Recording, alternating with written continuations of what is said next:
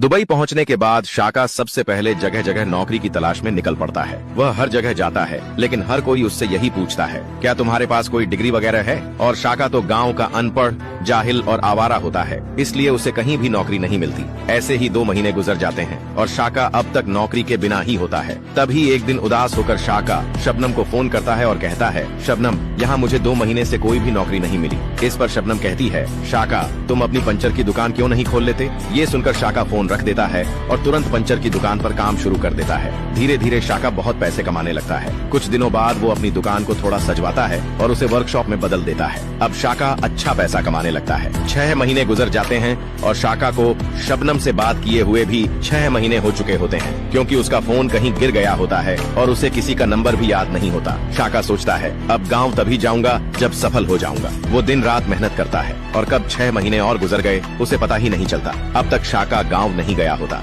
दूसरी तरफ बशेरा शीदालाल से कहता है, मुझे नहीं लगता कि वो शाका अब वापस आएगा। इस पर शीदालालू कहता है, हाँ, मुझे भी यही लगता है। अब तो 8 महीने हो गए हैं, शाका न तो आया और न ही कोई फोन किया। शीदालाल जबरदस्ती शबनम की शादी बशीरालाल से करवा देता है। शादी के बाद बशीरालाल तो बहुत खुश होता है, लेकिन शबनम अंदर ही अंदर टूट चुकी होती है। पर शादी हो चुकी होती है, इसलिए वो अपना दर्द भूलकर बशीरालाल के साथ रहने लगती है। उधर जब 1 साल बाद शाका गांव लौटता है तो वह बहुत अमीर आदमी बन चुका होता है। वह शीदालाल से पूछता है, शबनम कहाँ है? देखो, मैं अमीर बनकर लौट आया हूँ। इस पर शीदालाल कहते, शाका, मैंने तुम्हारा 6 महीने तक इंतजार किया था, लेकिन तुम्हारा कोई पता नहीं चला, इसलिए शबनम की शादी बशीरालाल से करवा दी। ये सुनकर शाका के होश उड़ जाते हैं। फिर गुस्से में कहता है, अब मैं किसी को जिंदा नहीं छोड़ूंगा, मेरे साथ धोखा हुआ है, और वह वहां से चला जाता है। अब सवाल ये है, क्या शाका अपना बदला लेगा या नहीं? अगला पार्ट देखने के लिए लाइक और